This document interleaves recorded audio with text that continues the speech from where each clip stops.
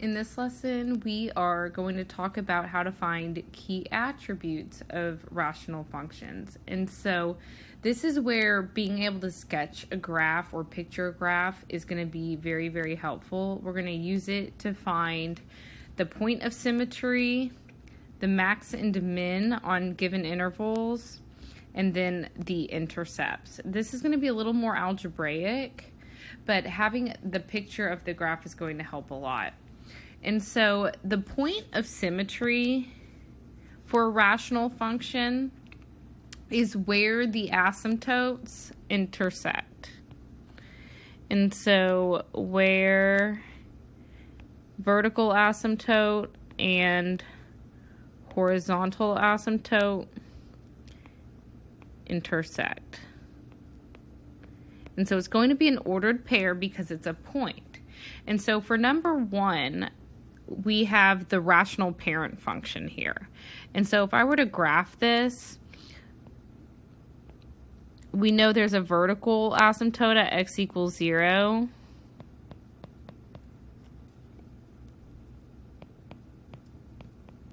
And we know there's a horizontal asymptote at y equals 0. And then the function appears in quadrant 1 and quadrant 3. And so this point right here, if we were to rotate around this point 180 degrees, we would have rotational symmetry.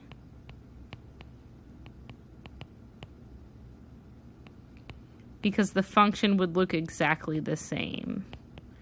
Rotational symmetry about, and in this case it's the origin, because 0, 0 is where those asymptotes intersect. And so you don't have to graph the function each time. All you have to do is know where the horizontal and vertical asymptote are, and that's where that point of symmetry is going to be. And so for number 2, I see this function has been moved left 3. And so that changes the vertical asymptote to x equals negative 3. It's left 3. And then for the horizontal asymptote, it's been moved down 5. And so we have y equals negative 5. And so the point of symmetry is negative 3, negative 5, where these two asymptotes would intersect. So you basically steal the x, steal the y, and you've got your point of symmetry.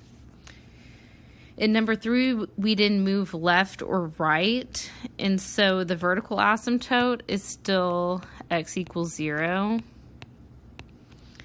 And the horizontal asymptote moved down 9, so y equals negative 9. And so our point of symmetry would be x equals 0, y negative 9, 0, negative 9. These are the easiest. Be careful on this last one.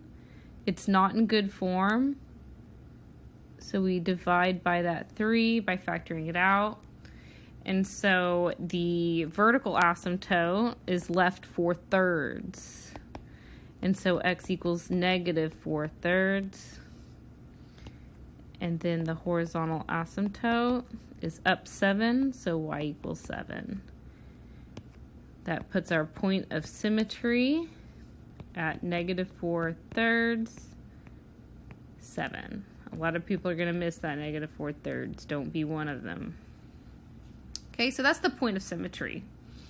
The max and min on a given interval is probably the hardest for rational functions, and you'll see why. Okay, so you really do want to sketch the graph, and I'm going to zoom in so I can get a really good graph. And so we want to find the maximum and the minimum of, here we're given the parent function and we're given this interval. So the first thing I'm going to do is get a sketch. So here's my x and y axis.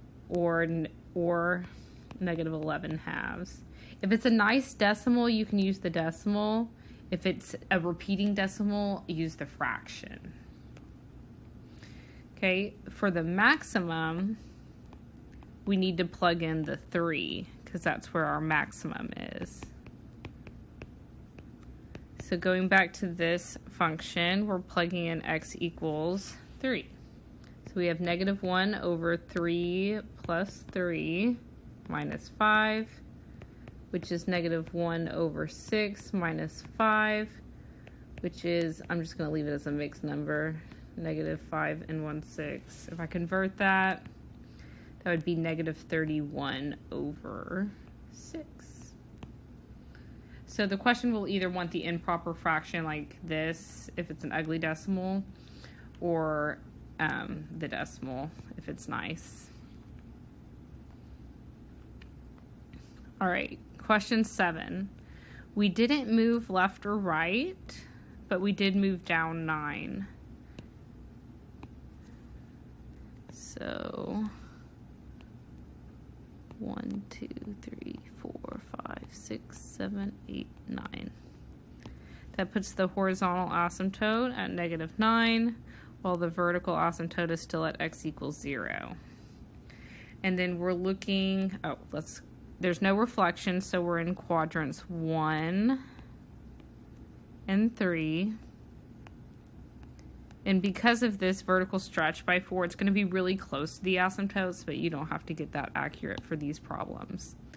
Okay, and we're narrowing our window from 1 to 10 here. So 1, 2, 3, 4, 5, 6, 7, 8, 9, 10.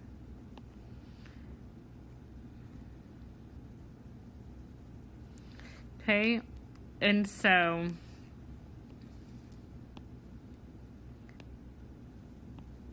we're approaching this asymptote at 0, at x equals 0. So notice the vertical asymptote doesn't fall between my red lines. Anytime your vertical asymptote doesn't fall between your red lines, you are going to have a max and min. And so we're going to have a maximum at the 1 and a minimum at the 10, because this function is decreasing on this interval. Okay, and so if we find the min, we're going to plug in the 10.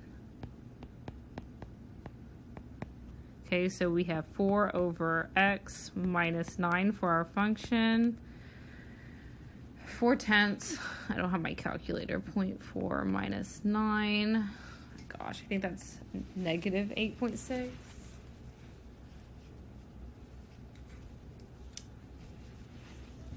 Four tenths minus 9, negative 8.6. That's a nice decimal, so you could keep that, or math enter,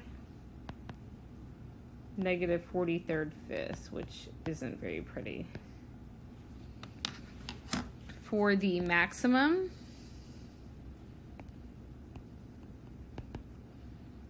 we're plugging in the 1, the maximum. So 4 over x, which is 1, minus 9 is 4 minus 9, which is negative 5.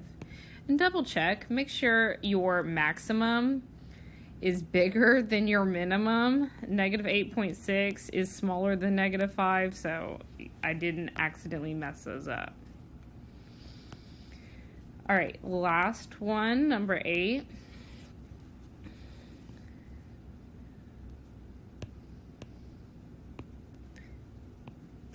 This function has been moved left 4/3 and up 7. I'm going to need more room. So left 4/3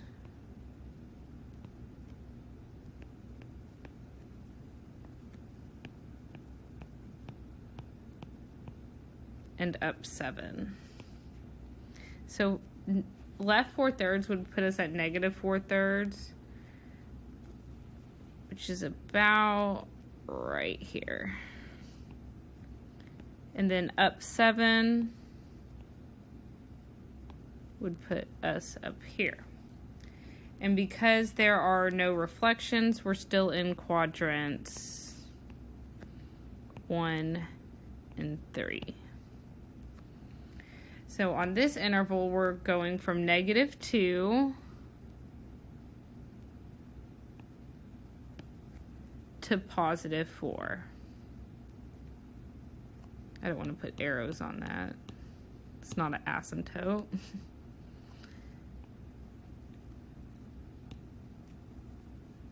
And so here, this is another situation where our vertical asymptote falls in this interval.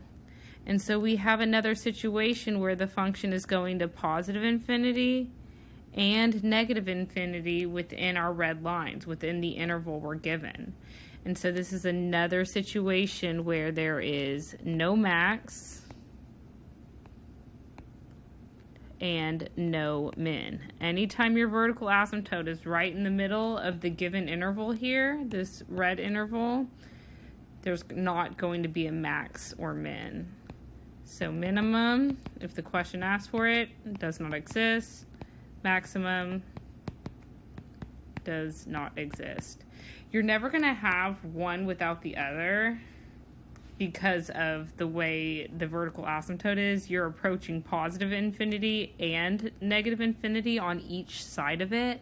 So for functions that are transformations of our parent function, if you're trying to find the max and min for these, if your vertical asymptote is in the middle of the interval, neither of them exist.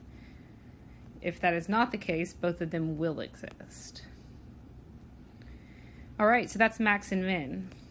Intercepts are a little bit easier, but still require us to do some algebra. And so I'm going to show you how to do that. So remember, for the x-intercept,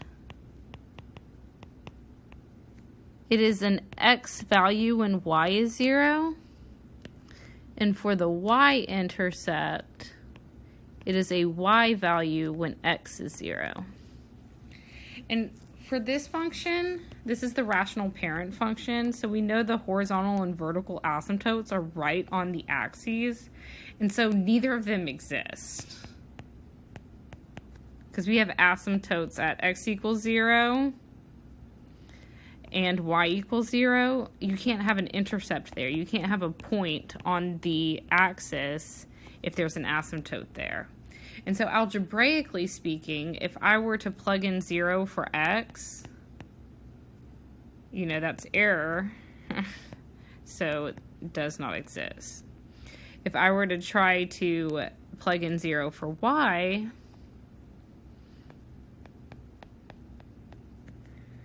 I would multiply both sides by x and get 0 equals 1, and then that doesn't work.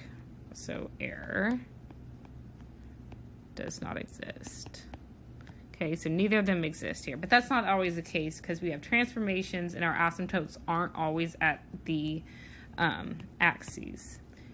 Okay, so for number 10, let's start with the x-intercept. And so for the x-intercept, we plug in 0 for y and solve for x.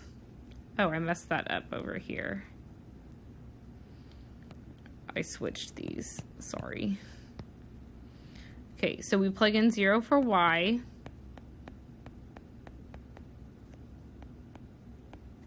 And solve for the x. So I'm going to add 5 to both sides. And I get 5 equals -1 over x plus 3. I then need to get a common denominator, so I'm going to multiply both sides by the x plus 3. And then ignore it. And so that gives me x plus 3 times the 5 equals -1. Distribute. Isolate the x term by subtracting 15. Divide by 5. And so x equals -16 fifths.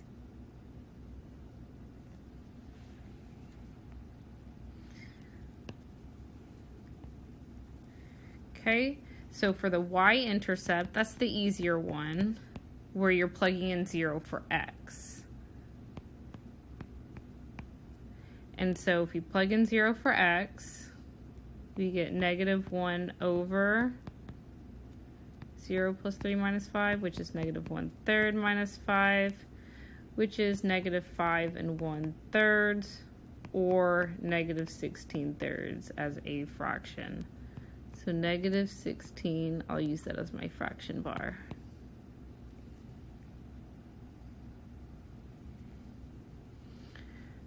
I want to erase this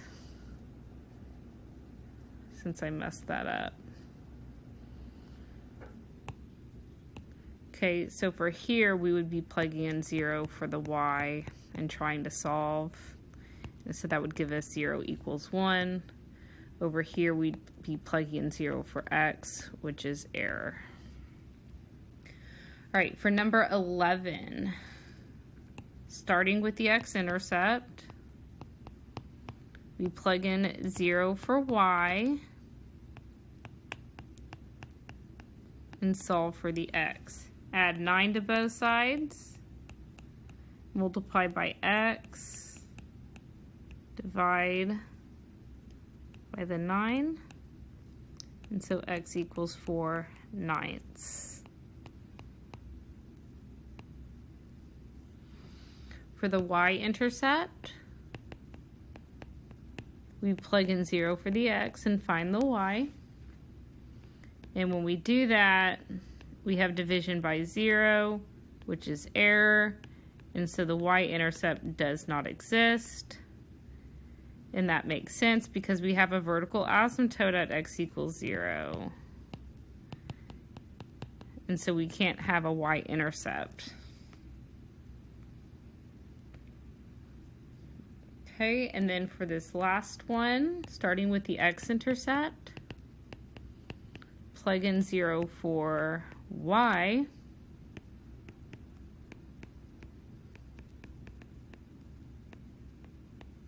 and solve for x. Subtract 7 first.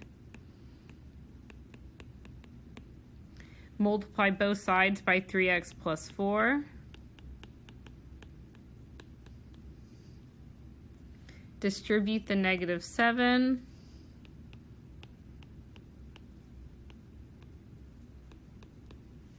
Add 28 to both sides. I get negative 21x equals 29. Divide by negative 21. X equals negative 29 over 21.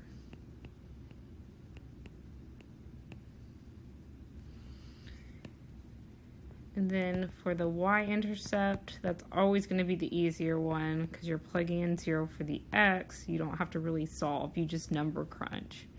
So 1 over 3 times 0 plus 4 plus 7 gives me 1/4 plus 7, which is 7 1/4, which is 29 over 4.